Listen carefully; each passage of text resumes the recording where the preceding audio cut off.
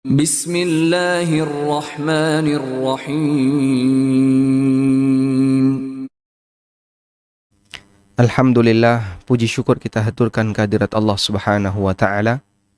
Di kesempatan pagi hari ini, kembali kita melanjutkan kajian rutin Ba'da Subuh di ANB Channel. Dan insya Allah kita akan melanjutkan pembahasan buku fikih bermadhab. Di poin yang ketiga, bagi Bapak Ibu para pemirsa yang memiliki bukunya, silahkan dibuka di halaman 128, bahwa madhab itu jumlahnya sangat banyak. Sejumlah para ulama yang ijtihadnya diikuti oleh para murid generasi setelahnya. Namun mengapa yang terkenal hanya 4 madhab, seperti yang ma'ruf kita kenal, yaitu Hanafiyah, Malikiyah, Syafi'iyah, dan Hambali. Masih banyak madhab yang lain, seperti madhab Zahiriyah, madhab Al-Auza'i, madhabnya Sufyan Ats-Tsauri, dan para ulama yang lain, madhab Imam Laits bin Sa'ad. Tapi kenapa yang lebih terkenal adalah 4 madhab ini? Kita coba baca keterangan yang ada di buku. Keempat madhab, yaitu mulai dari Hanafiyah, Malikiyah, Syafi'iyah, dan Hambali, merupakan madhab yang paling bertahan di dunia. Hampir tidak ada negara muslim yang kosong dari keberadaan salah satu dari madhab tersebut.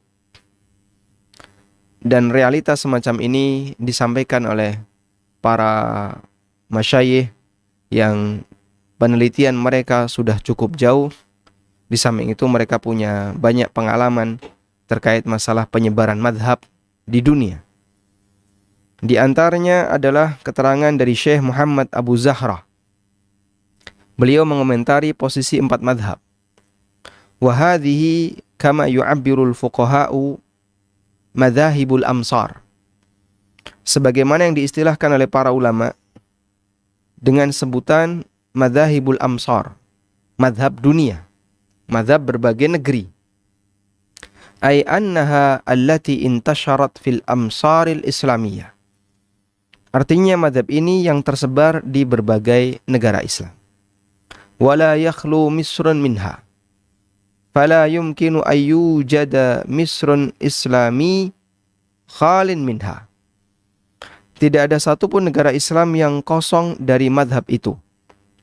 Dan tidak mungkin ada negara yang keempat madhab itu tidak ada. Sehingga dari 4 madhab itu, gak mungkin ada sebuah negara muslim, kita bicara negara muslim ya, di mana keempat madhab ini tidak ada. Kata beliau, hampir tidak mungkin. Wa qad yakhlu min ba'diha wa la yakhlu min kulliha. Bisa jadi ada satu negara yang di situ sebagian madhab nggak ada. Misalnya negara A, di negara A ini tidak ada masyarakat muslim yang bermadhab Hambali atau bermadhab Syafi'i.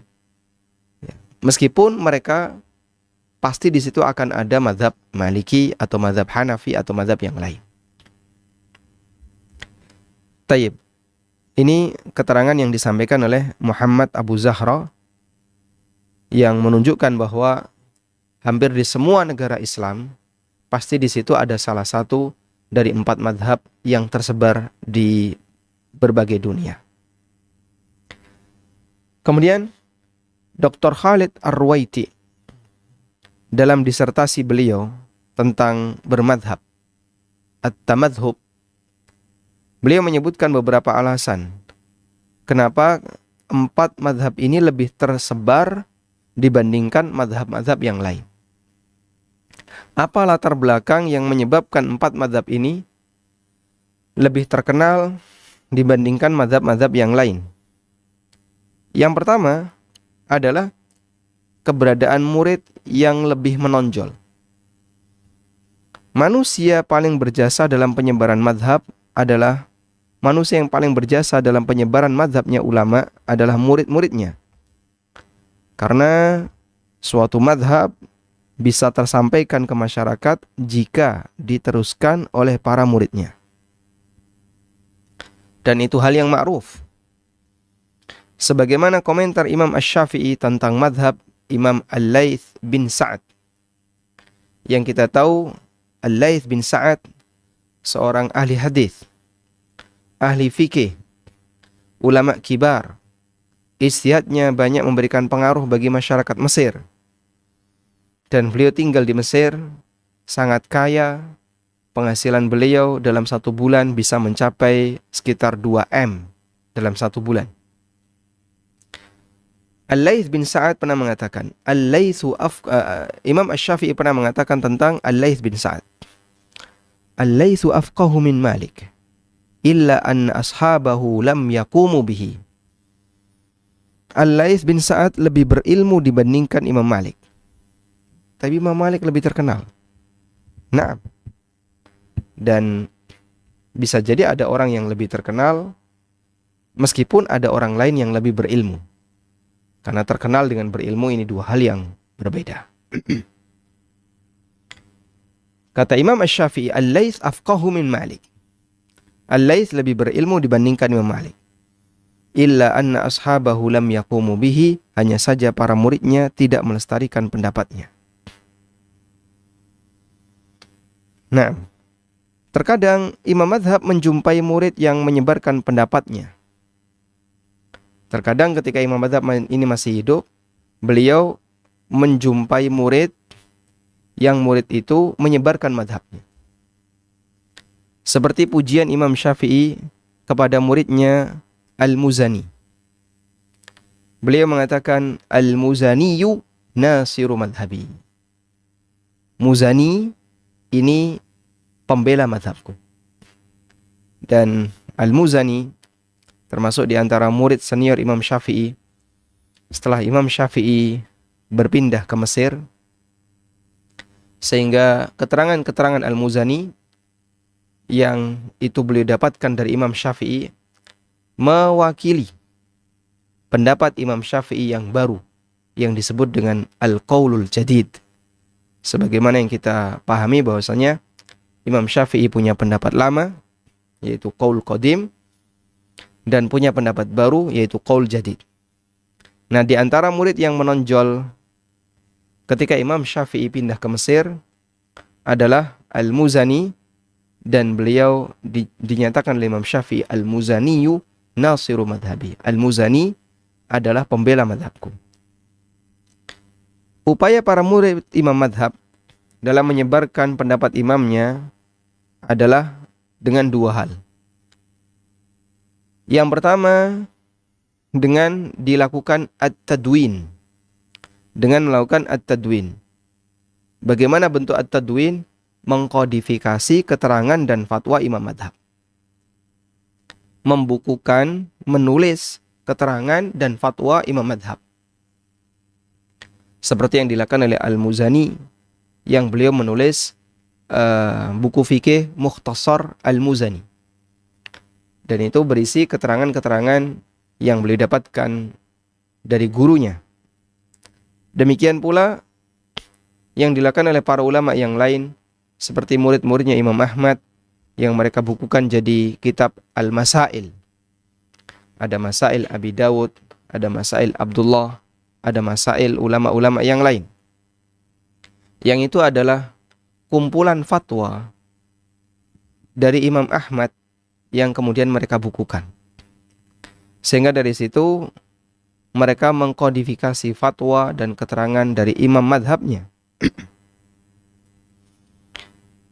Kemudian cara yang kedua, madhab itu kelihatan adalah karena dilakukan takhrij al-fiqhi.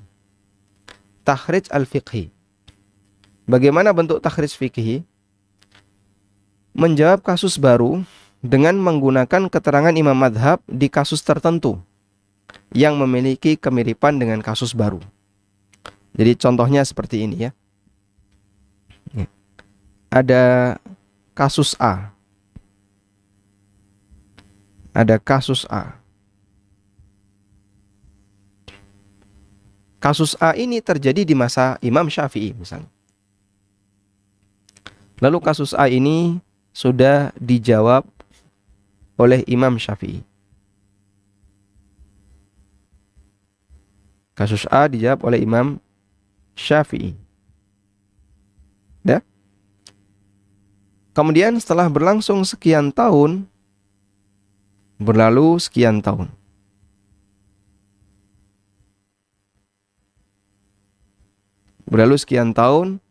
ada kasus B. Kasus B ini baru.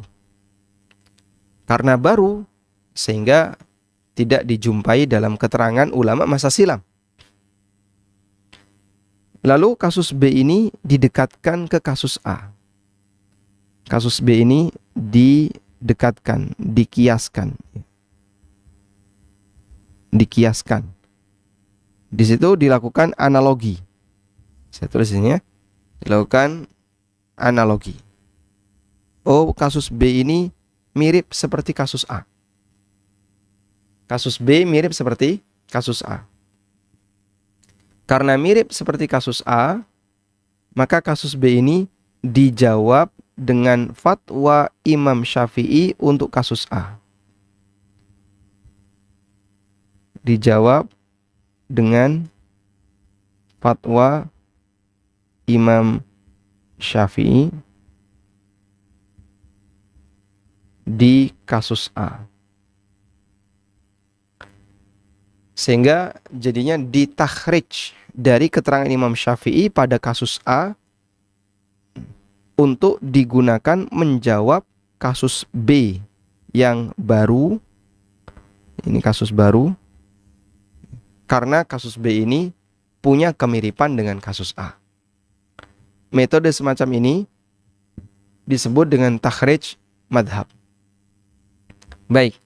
Nah, dari situ pendapat Imam Syafi'i di kasus A tetap bisa didengar oleh masyarakat zaman setelahnya.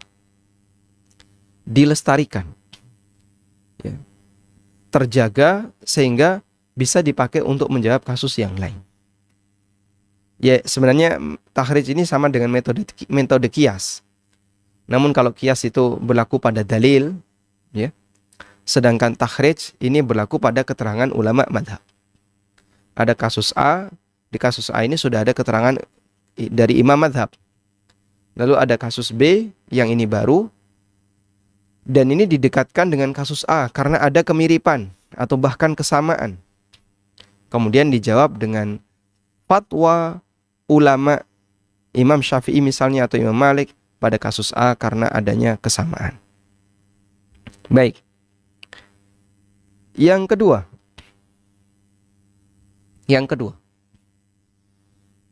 adopsi negara terhadap mazhab tertentu.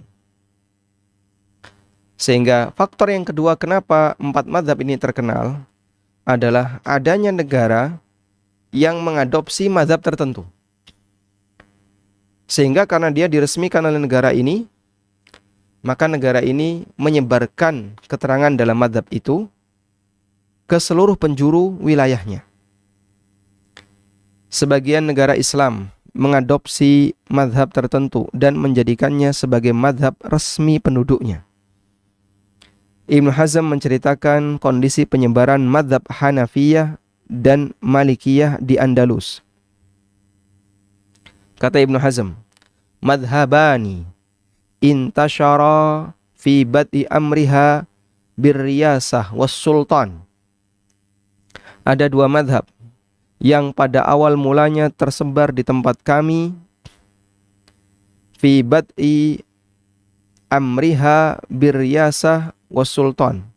2 madhab yang tersebar melalui kekuasaan dan sultan, yaitu madhab Abu Hanifah dan madhab Malik bin Anas indana di tempat kami. Jadi keterangan Ibnu Hazm, beliau menyampaikan 2 mazhab ini tersebar karena dulu diadopsi oleh negara dan negara mewajibkan bagi para penduduknya untuk menggunakan mazhab ini. Ada 2 peran pemimpin negara yang menyumbangkan penyebaran mazhab di masyarakat. Yang pertama adalah diangkatnya qadhi atau hakim yang menganut mazhab tertentu. Misalnya, kebijakan pemimpin Daulah Abbasiyah yang mengangkat Al-Qadhi Abu Yusuf sebagai hakim tertinggi. Sehingga ketika itu mazhab Hanafiyah dalam Daulah Abbasiyah itu dijadikan sebagai mazhab resmi. Ya, mazhab resminya Daulah Abbasiyah adalah mazhab Abu Hanifah.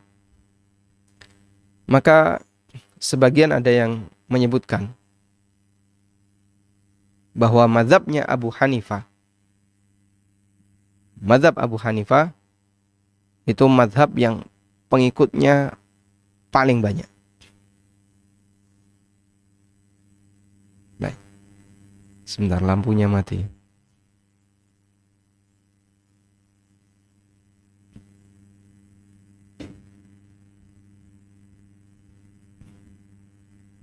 Baik.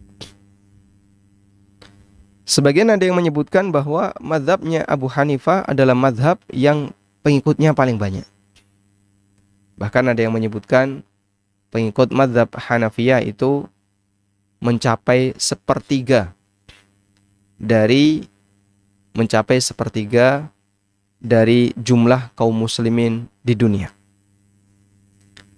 Contoh yang lain adalah Yahya bin Yahya Al-Laythi, muridnya Imam Malik, yang menjadi kepercayaan pemimpin Andalus, sehingga beliau menjadi penasihat agama ya para pemimpin Andalus. Ini yang pertama.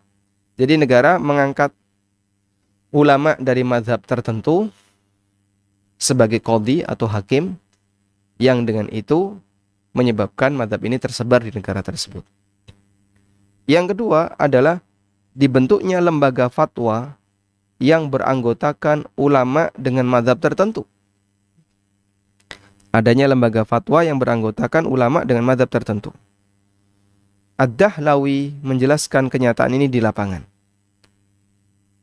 Ayu madhabin kana ashabuhu masyhurin wasadda ilaihimul qada wal ifta washtahara tasanifuhum finnas wa darasu darsan zahiran intashara fi aqtaril ardi.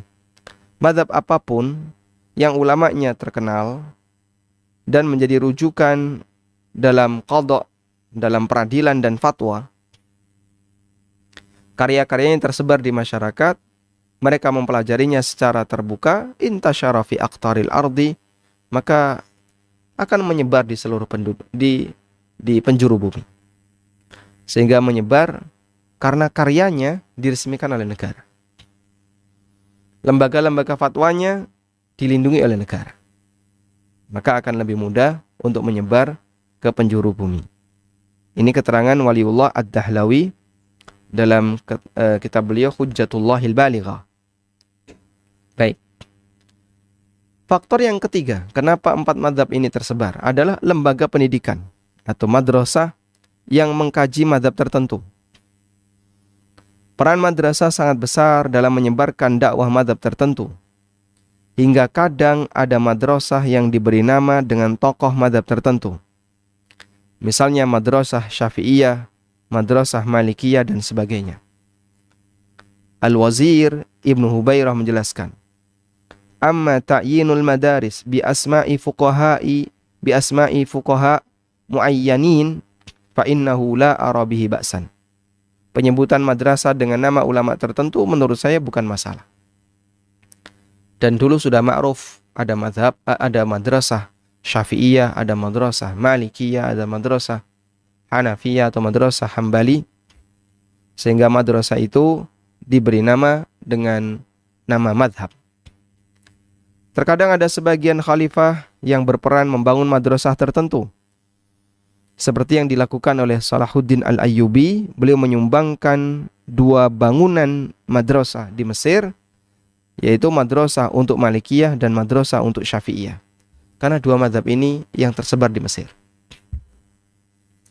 Malikiyah tersebar di Mesir atas jasa Abdurrahman bin Qasim, muridnya Imam Malik, yang belajar kepada Imam Malik lebih dari 15 tahun.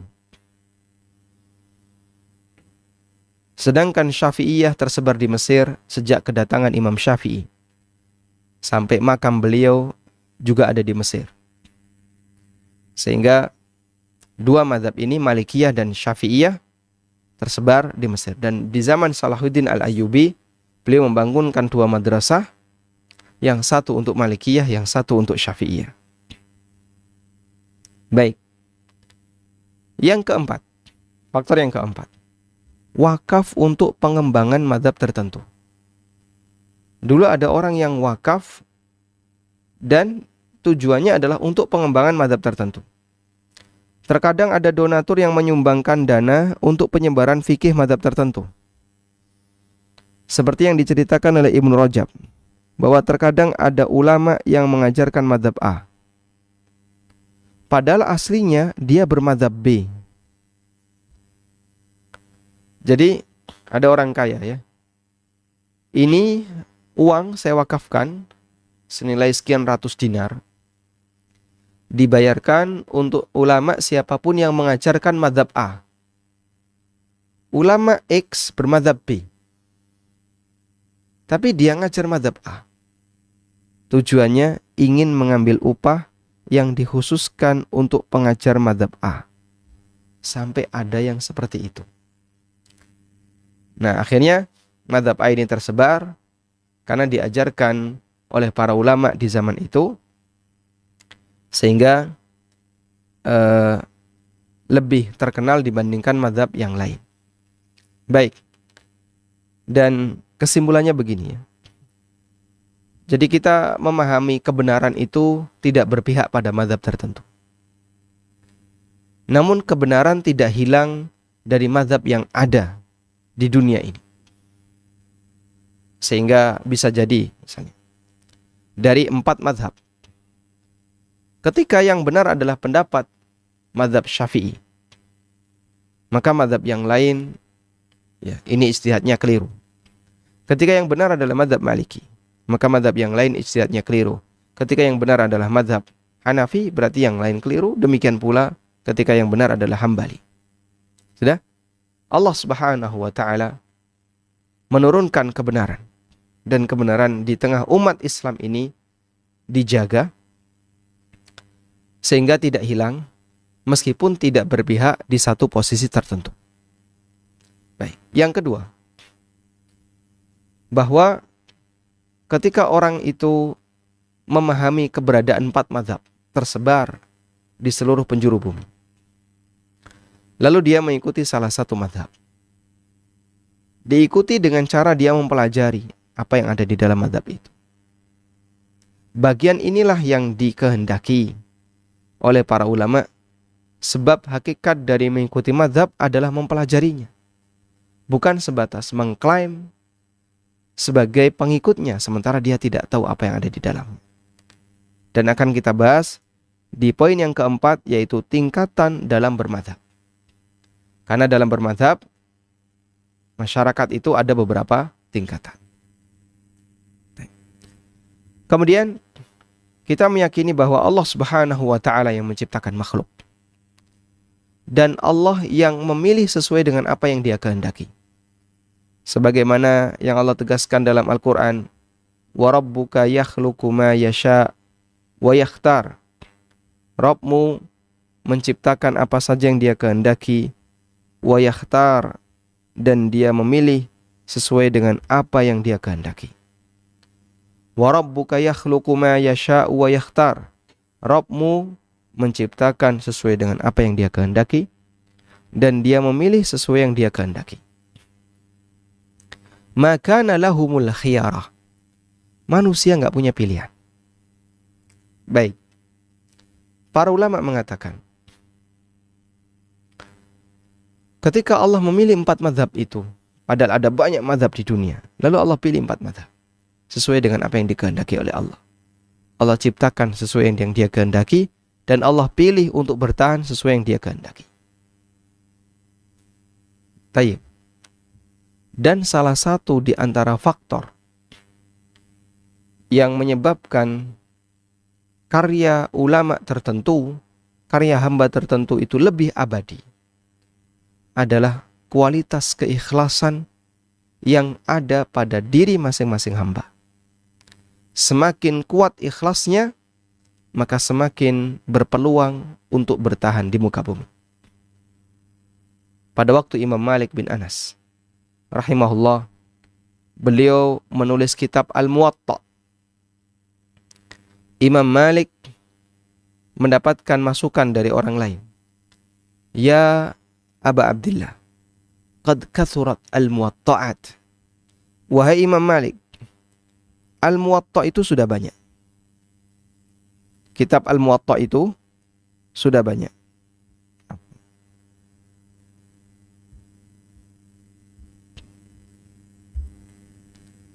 Wahai Imam Malik, kitab Al-Muwatta itu sudah banyak. Kenapa kamu menulis kitab Al-Muwatta? Lalu apa kata beliau? Ma kana lillahi abqa. Apa yang dilakukan ikhlas karena Allah, maka itu yang lebih abadi. Apa yang dilakukan ikhlas karena Allah, itu yang lebih abadi. Sehingga Anda bisa saksikan realita di zaman sekarang. Waktu Imam Malik menulis kitab Al-Muwatta, ada masukan, kitab semacam ini sudah banyak. Kenapa kamu menulis? Sekarang mana Muwatta yang lain selain karyanya Imam Malik yang ada dan kita saksikan di zaman ini? Padahal dulu disebutkan kitab semacam ini sudah banyak. Kenapa kok Anda menulisnya? Sekarang kita lihat. Al-Muwatta mana selain Muwatta'nya Imam Malik yang tersebar di masyarakat kita di zaman sekarang? Kita tidak menjumpai Muwatta'nya Imam Malik. Kita tidak menjumpai kitab Al-Muwatta selain Muwatta'nya Imam Malik. Padahal itu beliau tulis ya sekian lebih dari 1000 tahun yang lalu kan. Imam Malik meninggal sekitar tahun 189 kalau tidak salah. Ya. Imam Abu Hanifah meninggal tahun 150, Imam Malik sekitar tahun 189.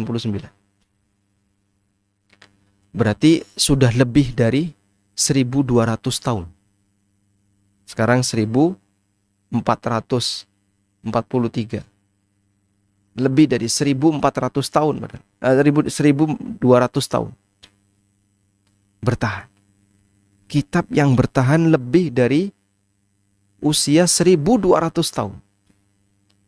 Wa rabbuka yakhluqu ma yasha' wa yakhtar. Allah menciptakan sesuai dengan apa yang Dia kehendaki dan Dia memilih sesuai yang Dia kehendaki. Dan sesuatu yang ikhlas itu akan lebih bertahan. Allah abadikan sejarah sebagian hamba untuk menjadi guru umat sehingga karya-karyanya dinikmati oleh umat sampai zaman sekarang. Ulama itu kan jumlahnya jutaan. Ulama itu jumlahnya jutaan. Tapi yang menonjol hanya nama-nama yang sering kita kenal. Sementara yang lain jutaan ulama yang tidak kita kenal. Dari mulai zaman tabi'in ya, sampai di zaman sekarang. Yang lain mana ulama ini? Nama-namanya mana? Kita tidak kenal. Wa rabbuka yakhluqu ma yasha' wa yakhtar. Allah menciptakan sesuai dengan apa yang Dia kehendaki dan Dia memilih sesuai dengan apa yang Dia kehendaki. Sehingga kalau kita kaitkan dengan pembahasan takdir Allah Subhanahu wa taala, adanya mazhab yang terkenal, kitab yang terkenal, karya yang terkenal, itu bagian dari kehendak Allah, dan salah satu di antara faktornya adalah Allah abadikan amal yang paling ikhlas. Semakin ikhlas, semakin abadi. Anda bisa bandingkan ini ya, antara ulama dan raja. Antara ulama dan raja. Mereka sama-sama punya karya. Ulama punya karya dalam masalah agama. Raja punya karya dalam masalah dunia. Dia bangun kota, dia bangun jalan, mungkin dia bangun gedung, dan seterusnya. Sehingga karyanya dalam masalah dunia. Baik, pada saat di zamannya ulama ini terkenal di zamannya. Raja bagaimana? Terkenal juga sang raja. Terkenal di zamannya. Di zamannya terkenal. Sama-sama terkenal. Sehingga ulama terkenal, sang raja juga terkenal di zamannya. Saat mereka masih hidup. Sudah? Kemudian ini tetap terkenal. Meskipun zaman sudah berlalu ribuan tahun, ini hilang namanya. Setelah sekian ratus tahun, sudah tidak lagi dikenal. Tertulis dalam sejarah, meskipun masyarakat tidak mengenalnya. Tertulis dalam sejarah, tapi masyarakat tidak mengenalnya. Nama raja ini mungkin ada dalam buku-buku sejarah, tapi masyarakat tidak mengenal. Allah Subhanahu wa ta'ala abadikan karya dalam urusan agama, dan Allah hilangkan karya dalam urusan dunia sehingga hilang namanya. Kasih contoh Pak, kasih contoh. Baik, saya kasih contoh. Pada waktu Imam Malik hidup. Ya. Di zaman beliau ada gubernur Madinah. Terkenal nggak gubernur Madinah? Oh, terkenal. Itu penguasa. Baik. Meninggallah Imam Malik dan meninggal pula itu gubernur. Sudah? Pertanyaannya, siapa nama gubernur Madinah? Kita tidak tahu. Dan kita kalau pengen ngerti harus membaca buku sejarah. Tapi Imam Malik namanya Masya Allah masyhur. Allah Subhanahu wa ta'ala abadikan sebagai bagian dari sejarah besar kaum muslim. Imam Syafi'i. Pada waktu Imam Syafi'i hidup, ada pemimpin Baghdad. Bahkan pemimpin negara Islam ketika itu. Siapa beliau? Mungkin kita harus ngorek-ngorek sejarah dulu. Di tahun Imam Syafi'i hidup, siapa pemimpinnya? Sehingga kita kesulitan untuk menyebut itu. Tapi kita mudah menyebut Imam Syafi'i. Pada waktu Abu Hanifah, beliau berdakwah, siapa nama raja yang berkuasa ketika itu? Kita kesulitan untuk menyebutkannya. Maka Allah Subhanahu wa ta'ala jadikan karya dalam agama lebih bertahan dalam sejarah dibandingkan karya dalam urusan dunia. Hal yang sama juga kita jumpai nggak jauh ya di negara kita. Ada banyak tokoh agama, misalnya Kiai Haji Ahmad Dahlan atau Kiai Haji Hashim Asy'ari. Siapa nama gubernur Jawa Timur di zaman Kiai Haji Hashim Asy'ari? Itu kita kesulitan untuk menyebutkannya. Padahal dulu waktu mereka sama-sama masih hidup, sama-sama terkenal. Meskipun bukan berarti bahwasanya amal besar itu ditandai dengan status pelakunya yang terkenal. Meskipun tidak ada rumus seperti itu. Sehingga tidak ada istilah amal besar itu sebanding dengan terkenalnya pelakunya. Tidak ada kaidah semacam ini. Saya nyatakan kaidah semacam ini tidak ada. Ada amal besar tapi pelakunya nggak terkenal. Apa ada, Pak? Amalnya sangat besar tapi pelakunya tidak terkenal. Ada. Siapa itu? Amal apa itu? Amal dalam urusan agama, amal besar tapi pelakunya tidak terkenal. Yaitu para rasul yang tidak diceritakan oleh Allah Subhanahu wa ta'ala.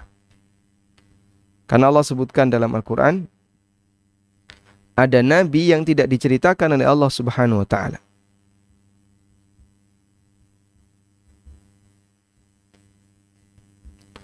Wa rusulan qad qasasnahum 'alaika wa rusulan lam naqsushum 'alaik wa kallamallahu Musa taklima.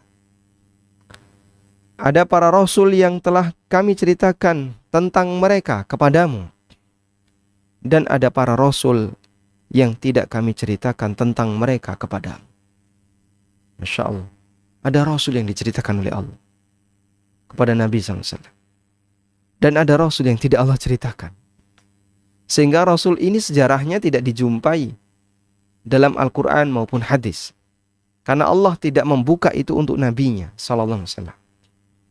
Sehingga manusia yang lain nggak mungkin tahu. Nabi saja nggak tahu. Padahal itu berita gaib masa silam. Dan jumlah Rasul sangat banyak. Ini contoh. Ada amal besar namun tidak nampak dalam sejarah. Karena Allah tidak nampakkan. Dan itu tidak membuktikan berarti beliau tidak ikhlas atau bagaimana, tidak. Meskipun salah satu di antara indikator keikhlasan adalah amal itu diabadikan oleh Allah Subhanahu wa taala. Namun bukan berarti ketika amal itu disebutkan dalam sejarah, tidak disebutkan dalam sejarah, berarti pelakunya tidak ikhlas. Bukan berarti demikian. Sehingga ada mazhab Zahiriyah, ada mazhab Imam Laits bin Sa'ad, ada mazhab Al-Auza'i, ada mazhab Sufyan Ats-Tsauri dan para ulama yang lain. Kenapa kok ini nggak muncul di permukaan? Apakah tokoh-tokoh ini nggak ikhlas? Jawabannya, tidak kita katakan nggak ikhlas. Karena tidak menunjukkan demikian. Sebagaimana ada Rasul yang tidak dinampakkan oleh Allah Ta'ala namanya. Tidak Allah ceritakan kepada sang Nabi Sallallahu Alaihi Wasallam. Sehingga manusia yang lain tidak tahu. Ada Rasul yang diceritakan dan ada yang tidak diceritakan. Meskipun mereka ketika berdakwah sangat ikhlas untuk Allah Subhanahu wa Ta'ala. Demikian pula ulama yang mereka mengajarkan agama, mereka ikhlas. Namun kenapa mazhabnya hilang? Ya. Tidak nampak di permukaan. Bukan berarti kalau mereka tidak ikhlas. Wallahu a'lam. Demikian yang bisa kita sampaikan sebagai pengantar. Semoga bermanfaat. Wassallallahu ala nabiyyina Muhammadin wa ala alihi wa sahbihi wasallam.